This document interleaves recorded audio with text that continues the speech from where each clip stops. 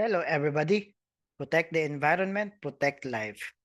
Gaano ba kahalaga ang isang pollution control officer sa isang establishment or sa isang kumpanya o industry?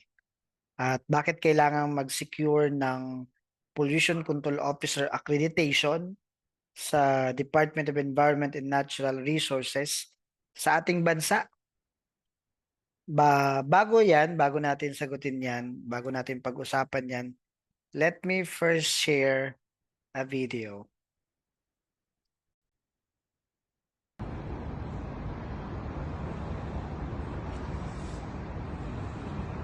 So ito ay isang receiving water body at makikita natin na lahat ng mga liquid waste possible na pumunta dito at pwedeng magkaroon ng alteration sa water quality ng water body na ito. So to ensure and monitor yung mga activities ng discharges, kailangan ng isang pollution control officer.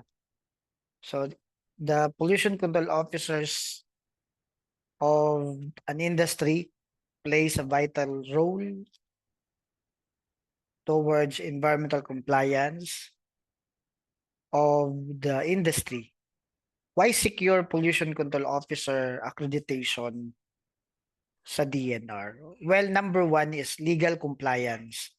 Many industries and businesses in the Philippines, particularly, are required by law to have a designated or appointed pollution control officer. Being accredited after na maka-secure nito, nag-i-ensure ang isang PCO ng compliance sa environmental regulations set by the DNR. Halimbawa ng mga regulation like Philippine Clean Water Act, Clean Air Act, Hazardous Waste Management Act, Ecological Solid Waste Management Act, at trabaho ng pollution control officer to ensure compliance with the requirements of these environmental laws. So kaya kailangan ng pollution control officer. Pangalawa, bakit kailangan mag-secure ng PCO accreditation ang isang kumpanya, establishment, industry sa context ng environmental responsibility. Bilang isang pollution control officer ng isang kumpanya, he or she plays a vital role in ensuring that the organization complies with environmental laws and regulations. Isa dyan, yan yung implementation ng pollution prevention and control measures to minimize environmental impact. So hindi madali ang trabaho ng isang PCO. Ang iba kaya nagsisecure ng accreditation bilang pollution control officer pagdating sa professional development. Maliban sa legal compliance, environmental responsibility, professional development. Minsan, gusto natin maging appointed or designated PCO kasi once na ma-accredit bilang PCO, lalong-lalo kapag in-appoint ka bilang PCO, it involves training and certification which enhances the knowledge and skills in environmental management. So, professional development. As a PCO, it demonstrates also the commitment to environmental stewardship and sustainability. Kaya mahalaga na magkaroon ng PCO accreditation. Well, pang-apat, ang isang accredited pollution control officer can enhance the career prospects.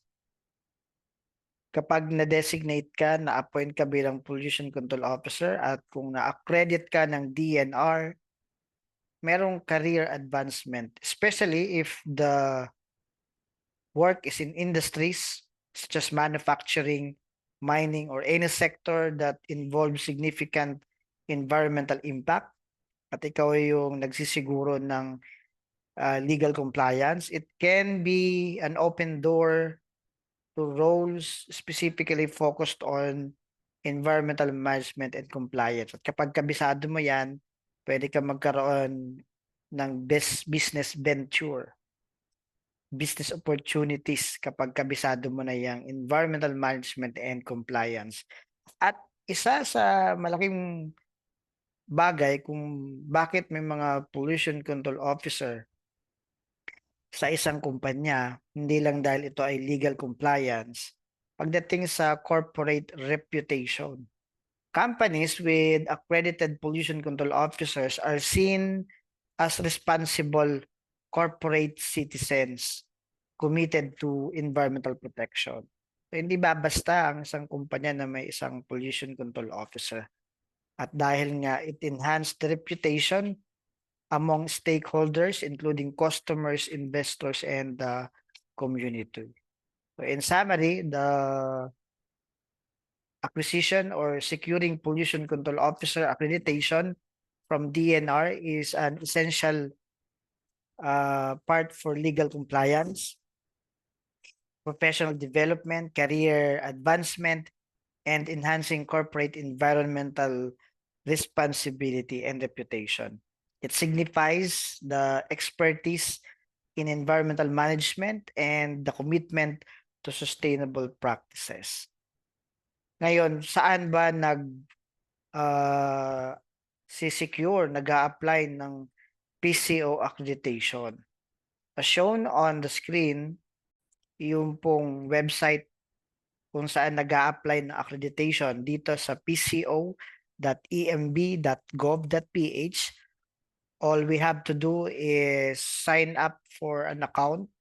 Lalagay natin dito yung ating personal email. So let's say jpex2019@gmail.com, and then the password. I agree to the terms and push this button. Then that's it. Merong DNR notification dyan sa email na binigay natin at kailangan mo lang yon i-activate.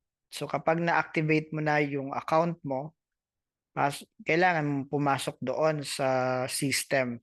You just provide your registered email and then your password, then sign in. Ano ba ang mga requirements for PCO accreditation? Nakasulat yan sa DAO 2014-02 or the revised guidelines for pollution control officer accreditation, particularly Section 8. Sa Section 8 ng Department Order na to, referring to the accreditation of pollution control officers, the managing heads of establishments, LGUs, and other government institutions shall apply for the accreditation of their appointed or designated PCO at the concerned EMB regional office.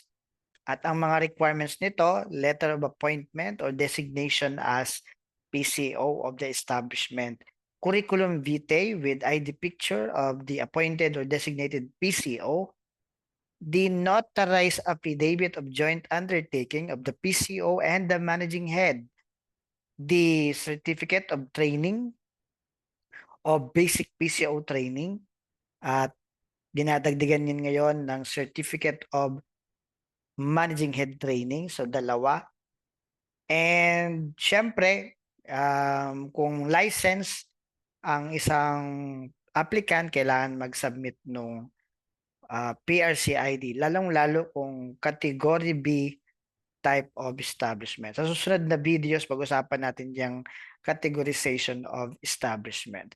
So the regional director shall act on the application for accreditation of the appointed or designated PCO within 15 calendar days from receipt of the application and shall issue certificate of accreditation containing, among others, the responsibilities and accountabilities of the PCO and the managing head of establishment. Nakasulat yan sa Section 10, the duties and responsibilities of an accredited PCO. Merong halos 21 items dito sa Section 10, referring to the duties and responsibilities of an accredited pollution control officer and managing head.